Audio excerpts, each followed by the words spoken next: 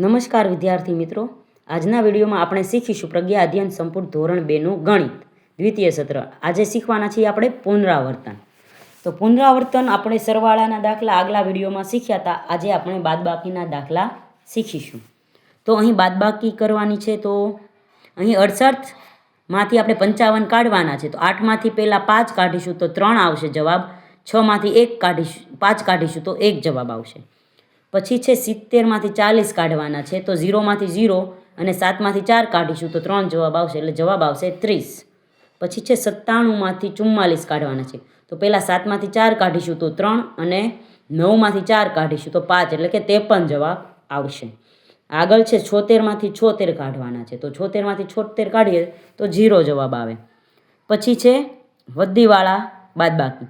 તો અહીં છે 24માંથી 18 કાઢવાના છે. તો મિત્રો 4માંથી 8 ન જાય, એટલે કે બાજુમાંથી 10 આપણે ઉધાર લેવાના છે. તો બાજુમાંથી 2માંથી 1 10 ઉધાર લઈશું તો બાજુમાં 2માંથી 1 થશે અને 10 આપણે 4 સાથે ઉમેરશું તો 14 થશે. અને 14માંથી 6 જાય તો 14માંથી 8 કાઢવાના. 14માંથી 8 કાઢીશું તો 6 જવાબ આવશે. પછી આગળ છે 60માંથી 35 કાઢવાના છે. તો મિત્રો 0માંથી 5 ન જાય, એટલે 6માંથી આપણે 1 ઉધાર લઈશું એટલે 10 આવશે. 10માંથી 5 કાઢીશું તો 5 જવાબ આવશે અને 5માંથી 3 કાઢીશું તો 2 જવાબ આવશે, એટલે કે 25 જવાબ થશે. પછી આગળ છે શું છે 26માંથી 19 બાદ કરવાના છે. તો આપણે 6માંથી 9 ન જાય, એટલે કે બાજુના 2માંથી 1 ઉધાર લઈશું એટલે 10 થશે. 10 અને 6 16માંથી 9 કાઢીશું તો 7 જવાબ આવશે. પછી આગળ છે 74માંથી 65 કાઢવાના છે. તો બાજુમાંથી 1 ઉધાર લઈશું એટલે કે 10 ઉધાર લઈને 14માંથી 5 બાર કાઢીશું તો 9 જવાબ આવશે. મિત્રો અહીં છે હવે નીચેના કોયડા ઉકેલો. તો છે સોનલ દુકાનમાંથી 19 રૂપિયાની વસ્તુઓ ખરીદે છે. તે દુકાનદારને 50 રૂપિયાની નોટ આપે છે. દુકાનદાર તેને કેટલા રૂપિયા પાછા આપશે?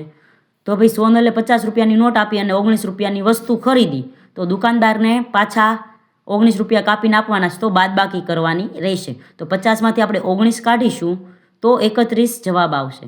તો મિત્રો દુકાનદાર છે તે સોનલને 31 રૂપિયા પાછા આપશે. આગળ છે અશ્વિન મેળામાંથી 26 રૂપિયાનું એક ગાડીનું રમકડું અને 35 રૂપિયાનો એક દડો ખરીદે છે. તો તેણે કુલ કેટલા રૂપિયાની ખરીદી કરી?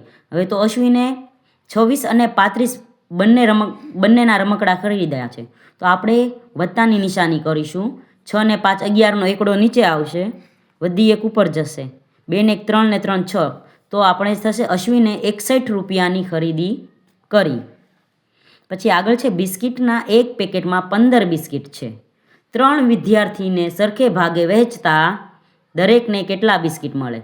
તો મિત્રો અહીં ભાગાકાર કરવાના છે. તો 15 બિસ્કિટમાંથી આપણે 3 ભાગ કરીએ તો જવાબ 5 આવે. તો દરેકને 5 બિસ્કિટ મળશે.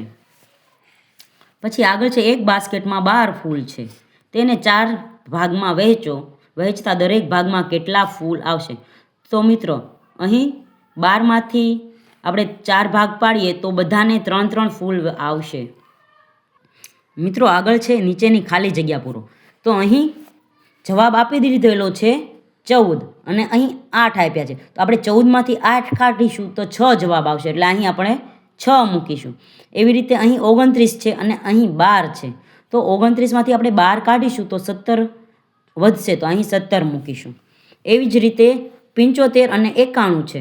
તો 75માં ને 91 બનાવવા માટે આપણે એમાં 16 ઉમેરવા પડે, એટલે આપણે અહીં 16 લખીશું.